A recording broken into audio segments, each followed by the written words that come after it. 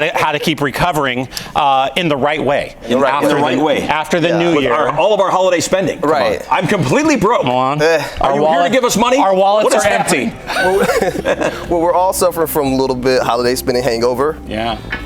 So, around January is a good time to possibly do like a dry January for your wallet. Hey. Ooh, I like that. Because we do know people are doing that, right? They're doing the dry January for drinking, stopping, for imbibing. But that is a month. That's genius. All right, so you, Malonn Barnes, are a resident director and senior financial analyst with Merrill Lynch, and so thank you for being here.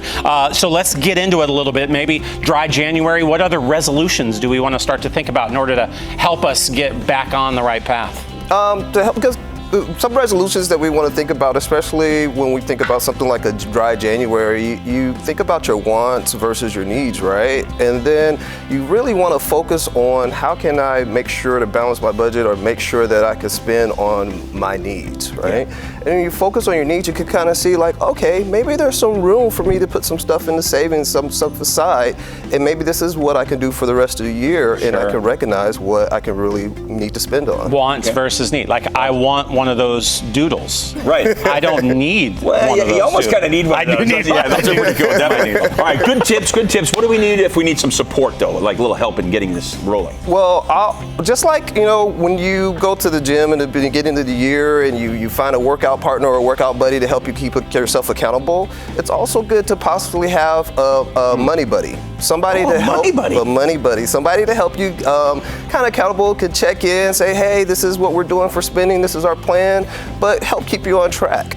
Also, you could use a lot of the mobile tools out there. With a lot of banking, there's a lot of tools out there to allow you to see what you're spending, send you alerts, kind of say, hey, well, you're a little bit closer to your budget here, a little bit closer to your budget there, and help you with that spending and help you with accountability. It's genius. Isn't that nice? No offense to you, but Lori Rionda is right back there, a longtime friend, works for B of A. I want her to be my money buddy. I want her to be my money buddy. Yes. No offense. Now, what does that mean? I don't know, but it's going to help. Hey, can you loan me $10? I don't think that's it. I don't think so. All right. You float me at 20. Yeah, exactly. I know this time of year too, people wanting, maybe as kids are getting older and the family unit's growing, how do we incorporate our entire family into this process too? Are there ways to do that, you definitely want to share the process with your children. Okay. I have one that's in college right now. She goes to Loyola Marymount out in Los Angeles. We're kind of figuring out, do we need to drive out there right now? No kidding, man. What oh, man. Yeah, but one of the things that I set up with her, which was really good, is we did a spreadsheet and figured out what your spending was. And then she recognized, like, okay, maybe I don't need to DoorDash here and do these things, but having that number helps her recognize how much she needs to put away.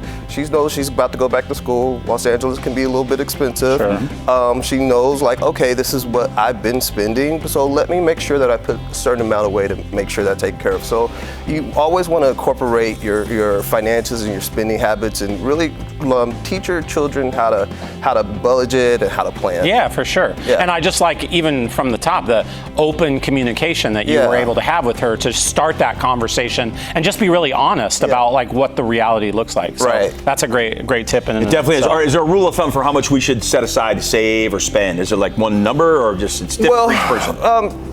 Just like, you go into the year, you want to have a game plan, like a playbook, right? When you're about to play a game, you want to have a playbook. This is what we're going to go through, and this is how we're going to deal with our budget for the year. So I like the 50-30-20 rule.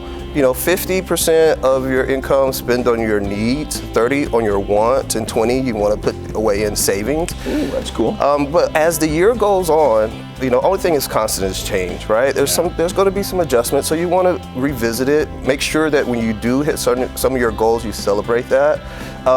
Imagine playing a game and you never celebrate every time you score, right? Win, or your wins, right? So you want to be in the mentality of celebrating those wins. When you do accomplish it, it'll help you move forward. Good stuff, man. So I need to carry a football with me all the time. Spike it every time. Every time you save, every time you put some money away, and every time maybe you get him to be your money buddy. Oh, yeah. Could you imagine having him as your money buddy? I need a buddy. Who's out there? I didn't even know money buddies were a thing, and now I love them. I want one so bad. Right. Thanks for coming in. Appreciate you telling us this.